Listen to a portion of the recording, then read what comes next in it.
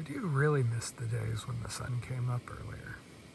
So as it turns out, the local pit mine operates kind of late, but I've slept through so much worse. So I had a hell of a time finding a place to set up the tent in the dark. See, if it's light, you can kind of see stuff like over there that's at least worth checking on. But the ground here isn't dirt, it's just layers on layers of sticks and things. And back at it. Okay, I really haven't had enough coffee this morning. Came out of the woods and ended up walking the wrong direction. That's what I get for wandering around in the dark so much last night.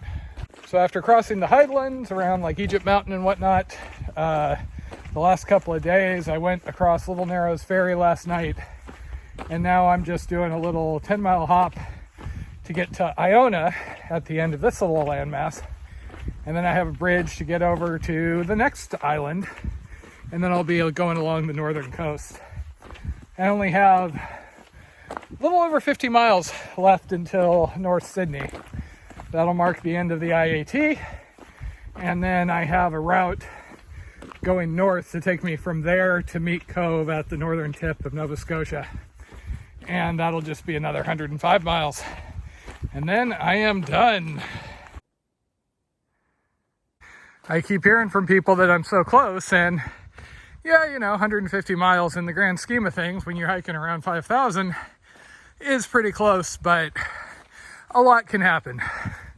Less so on terrain like this, but I tell people a story of this guy on the PCT last year who ended up stumbling and having to get helicoptered out near Stehekin. So he was almost done. You know, it's the last 60 miles or so. All it takes is one, though. And of course, if you've been following along since end of December, you know I tend to be somewhat prone to complications. So I don't count on anything. It's just a day at a time. I do make napkin mouth calculations, just trying to figure out when I think I'll be here or there. And I am starting to look at the timing once I'm done, because my flight is scheduled for the 31st. And I will probably finish before then. I have somebody who's nice enough to come pick me up at Meat Cove. I may have a place where I can spend the night after that, but I don't want to have too many days once I'm done, so I might relax my schedule a little bit on this last section. So sliding around in the mud yesterday on the ATV trail did kind of tweak my knee, so it's hurting a little bit again. So it might not be a bad thing to have easier, you know, 15-mile days versus being in the 20s. But beyond those factors, I am just kind of getting ready to finish here. I'm tired, been out a long time. If I thought Newfoundland was an option before winter weather hit, I would be still charging on forward. But without that, yeah, I'm ready for a break. I'm gonna have to check, but I think my longest break since I started at the end of December was 3 days when I had hurt my back and I had the blisters so bad down in Florida. Other than that, it's been the occasional 0 and the very, very occasional double 0. And that is generally how I like to do these things. I know people that jump off the trail for a week or two because of a wedding or something else, and that would just kill me. I got to keep my head in the game. Well, based on the smell, that's a pretty accurate name. And a little more than cow shit, looks like. Aside from the trash, this is really cool back here. These rocks actually remind me of some of the volcanic stuff out in the western deserts.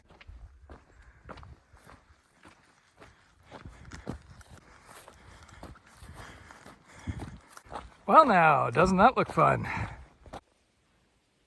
That looks pretty damn cool. Huh. Well, that's different. Okay, so ferry to here was the first of the side trails.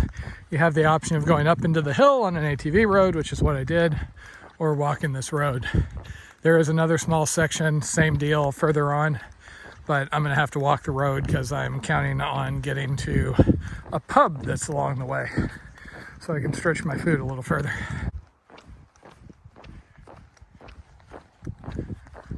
Okay, I can smell the food from here. I was debating if I was going to skip this and just walk straight through to Iona, but God no, Matt wants food. So this place is built in an old church. Kind of fun. Got busy while I was there, unfortunately. because I was holed up in a booth with a plug to my name and a super friendly waitress that was all excited about my hike. But oh well, got to get to Iona. So unfortunately, the remaining 50 miles or so is going to have a significant amount of road walking. Also, unfortunately, my knee is still acting up after yesterday, so I'm kind of limping along here. Not too bad of a place to build a house, huh? Not too bad of a spot for a newspaper interview, other than the traffic coming by. I'm doing a crap job of walking today, but I'm getting all the other things done. Just had a phone interview with a local newspaper.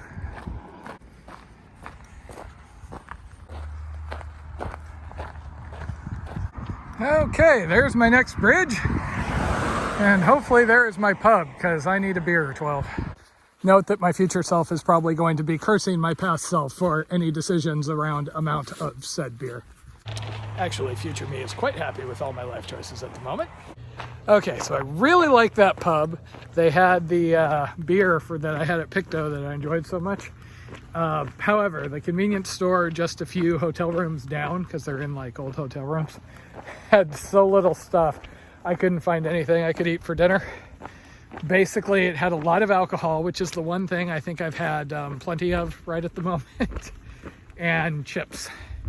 So yeah, no hot dinner for the next night or two. And now I am currently walking into the rapidly accumulating gloom, hoping to find a place to camp away from houses before it gets too dark. For the record, this was plan B. Plan A was stay in the pub, have another beer, and eat carrot cake. I was a bigger fan of plan A. This is the problem when Blondie's not here. When she's here, then she's the bad person who's making me leave when all I want to do is have another beer. When it's just me, all of a sudden I'm the responsible adult, and that is not something that should ever happen. You know, sometimes I do find myself wondering, what would happen if I just, went to the edge of that cemetery and then set up my tent? Would it be okay? Would a caretaker be like screaming at me at midnight? Have I mentioned how I really need to get back out on a dive boat again?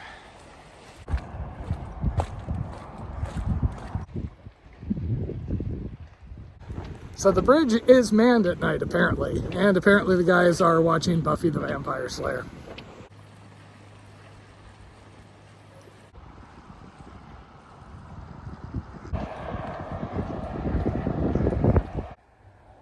Okay, so this is probably one of those cases where I know people that would be perfectly comfortable with this, but it's a little borderline for me. Not quite as remote as I usually like, but it's dark and I'm tired of walking on the road, so home sweet home for the night. So as you can see, I basically camped out in this bit of an overgrown field. I came through from the road up there. Worked well enough. I could see the road, but I wasn't visible from it and didn't hear anybody last night. Unfortunately, it does look like rain is back on the menu per the forecast tonight and tomorrow. Okay, so now that it's light, looks like I was on a overgrown part of a lot that's for sale here. Generally, I go by the rule that if the grass isn't being mowed, I'm probably okay as long as I'm not visible from a house or anything. Of course, here's an example why people would object to stuff like this, and that's because some assholes leave dirty toilet paper everywhere. Found 2 bundles just coming back to the road. So I only did about 12 miles yesterday. My knee was just not feeling good at all. But I got some decent food, was able to eat out twice, and I should have enough snack food to push through the remaining 45-ish miles to get to Sydney. I'm having to be back in my sun hood today just so I don't get my hat blown off and off into the ocean. So I don't have a hard schedule for when I'm going to be at Sydney or Meat Cove or anything like that. I'm just going to play it by ear. But basically I have enough time where I don't have to hurry if I just want to knock out 15 instead of 20 plus. That just means I'll have less sitting around waiting for my flight out of Halifax at the end. And this is yet another case where I'm basically walking the opposite direction of where I am traveling because the trail's going to swing around. But it's going to get me along the beach for a while, I think. That'll be nice. The boat launch here has showers, bathrooms, laundry, and a cafe. Everything I could possibly want, and all of it is, of course, closed for the season.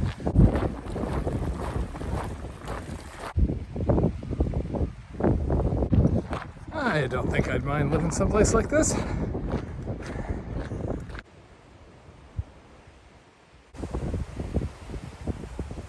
Okay, so just ran into a local back there who was out cutting wood with a really cute little corgi type dog.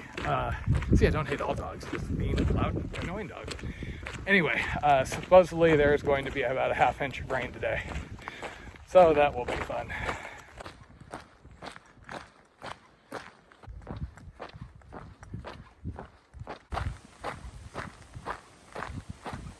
So you know how my knee's been hurting? Well, guess what? I haven't been using my poles very much for the last couple of weeks because, you know, flat roads like this, I don't need them as much like I do trails. And yeah, then of course my knee eventually starts hurting. I've been going back to using them aggressively today and it seems to be doing better. So you'd think I'd learned by now. Well, the rain has started, but it's not too bad yet.